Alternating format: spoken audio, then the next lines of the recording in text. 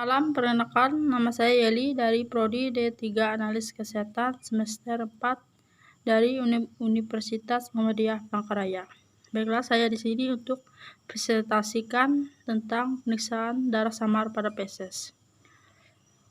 Tes darah samar pada feses atau fecal occult blood test dilakukan untuk deteksi kanker usus besar pada pasien tanpa gejala usus yang nyata. Kejadian kanker usus besar sering terjadi dengan berikan tanda adanya darah samar pada feses sebelum menyebabkan gejala lain seperti sakit perut, pendarahan rektum, atau perubahan kebiasaan buang air besar. Selain itu, beberapa prekursor kanker usus besar, khususnya pada beberapa jenis polip usus besar, juga terdapat pendarahan yang berlangsung perlahan dan menyebabkan darah samar pada feses. Dengan menemukan gejala kanker lebih awal melalui tes darah samar feses pada saat kanker masih berukuran kecil dan sebelum sel ganas bermetastasis ke organ jauh, pasien dapat berikan terapi yang memadai dengan menghilangkan polip prakanker yang ditemukan melalui tes darah samar tinja. Maka perkembangan kanker dapat dicegah. Selanjutnya, tes darah samar pada feses mendeteksi darah dalam tinja yang tidak terlihat pada periksaan secara konvensional dan tidak terlihat oleh mata telanjang di bawah mikroskop.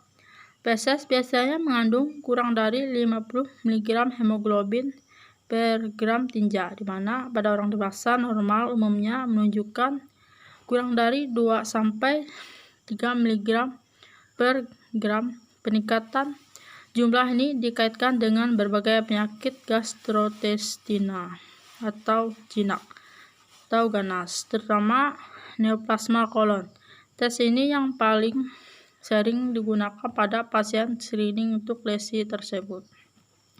Tes darah samar feses umumnya berasal dari pendarahan yang berlangsung perlahan, seringkali intermiten, dari saluran gastrointestinal dari bagian atas atau bawah. Pendarahan perlahan tidak mengubah warna tinja atau menghasilkan darah merah terang yang terlihat oleh mata. Oleh karena itu, darah hanya ditemukan dengan melakukan pemeriksaan feses di laboratorium. Pendarahan secara perlahan ini memiliki banyak penyebab yang sama dengan bentuk pendarahan gastrointestinal yang berlangsung lebih cepat, seperti pendarahan rektum di mana tampak adanya darah merah atau adanya gumpalan darah secara merata dan di mana feses berwarna hitam akibat pendarahan dari usus bagian atas. Selanjutnya, indikasi pemeriksaan. Adanya darah yang muncul dalam feses umumnya terjadi pada penyakit berikut. Yang pertama, pertumbuhan jinak atau ganas kanker atau polip usus besar. Yang kedua, hemoroid yang bisa pecah dan menyebabkan pendarahan. Yang ketiga, pesura ani. Yang keempat, infeksi usus yang menyebabkan radang. Yang kelima, ulkus. Yang keenam, kolitis ulceratif. Yang ketujuh, penyakit Crohn. Yang kesembilan, penyakit divertikulasi disebabkan oleh gangguan pada dinding usus besar. Yang sembilan, kelainan pada pembuluh darah di usus besar. Apabila dicurigai penyakit tersebut pada pasien, maka diperlukan pemeriksaan feses untuk menentukan apakah terdapat darah dalam feses. Yang selanjutnya, prosedur pemeriksaan.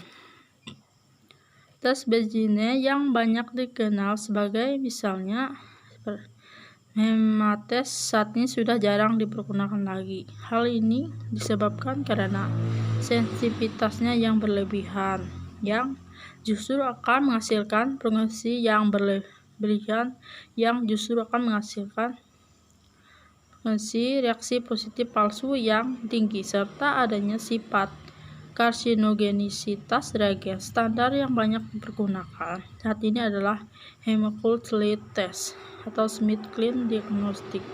Tes ini berbasis guaic, di mana salah satu sistem guaic dioles dengan tinja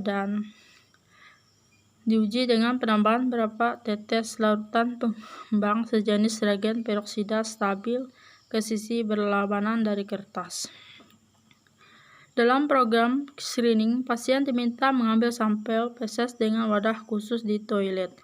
Pemeriksaannya dilakukan dengan menggunakan aplikator kayu dengan cara mengoleskan sebagian kecil di atas kertas yang disediakan. Prosedur ini dilakukan selama 3 hari berturut-turut dan kertas sampel dikirim untuk pengujian. Karena hanya ditemukan sedikit degradasi dari spesimen kering di dalam penyimpanan selama 1 minggu atau kurang dari 15% sampel. Pada penentuan di laboratorium, penetapan warna dalam 30 detik reaksi dianggap sebagai tes positif. Warna lain yang timbul, misalnya warna kehijauan, dapat disebabkan oleh oksidasi bilirubin feses ke biliverdin sehingga tidak boleh dibaca sebagai positif dalam reagen. Pemeriksaan ditentukan kontrol positif dan negatif termasuk dalam kertas untuk memastikan reagen reaktif dengan substrat dan tidak reaktif tanpa adanya substrat. Hasil difusi hematin dari feses yang dioleskan ke dalam kertas itu diamati, kemudian bagian kertas tersebut dibasahi dengan beberapa tetes air beberapa menit sebelum menambahkan reagen pengembang. Perlu diketahui bahwa rehidrasi spesimen tersebut juga meningkatkan tingkat reaksi positif palsu dari peroksida sisa makanan yang berasal dari tanaman dan heme daging yang berada dalam makanan. Uji ketelitian dari tes darah samar feses umumnya dilakukan dengan menggunakan beberapa sampel feses yang dikumpulkan untuk pengujian. Alasan untuk menguji beberapa sampel adalah bahwa pencerahan dari kanker dan polip seringkali bersedang beberapa hari dan hanya satu dari sampel yang mungkin menunjukkan adanya darah samar. Terdapat 2 jenis tes darah samar dalam feses, yaitu tes berdasarkan pengujian kimiawi dan secara imunologis. Untuk pengujian berdasarkan kimiawi, maka larutan yang mengandung bahan kimia goik dan menggunakan bahan kimia peroksidasi. Jika terdapat darah dalam sampel tinja, penyampuran larutan dengan darah bahan goik berubah menjadi biru. Warna biru disebabkan interaksi dari bagian heme dari molekul hemoglobin, molekul pembawa oksigen dalam sel darah merah dan goik. Pengujian secara imunologi melalui pencampuran sampel tinja dengan larutan yang mengandung antibodi terhadap globin yang merupakan bagian dari molekul hemoglobin. Antibodi kombinasi dengan jumlah kecil bahan emas. Bila antibodi atau kompleks emas mengikat globin dalam tinja, maka kompleks antibodi dari emas dan globin akan mengendap dari larutan dan terlihat sebagai garis pada strip dari tes. Cara lain yaitu uji imunokimia tinja atau PIT yang bisa dilakukan dengan dimanapun, atau POCT (Point of Care Testing) dengan menggunakan sikat untuk mengoleskan sampel feses ke dalam strip. Tes ini dapat dilakukan di rumah, tidak ada batasan diet untuk obat atau makanan. Terdapat tes DNA feses atau uji FIT DNA yang merupakan pilihan lain untuk deteksi dini kanker kolon.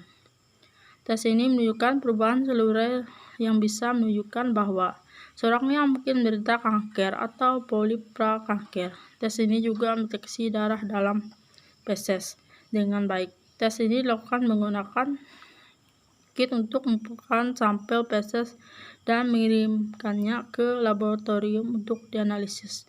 Namun tes ini masih dipelajari untuk melihat seberapa baik kerja untuk menemukan kanker kolorektal, baik spesifitas dan sensitivitasnya.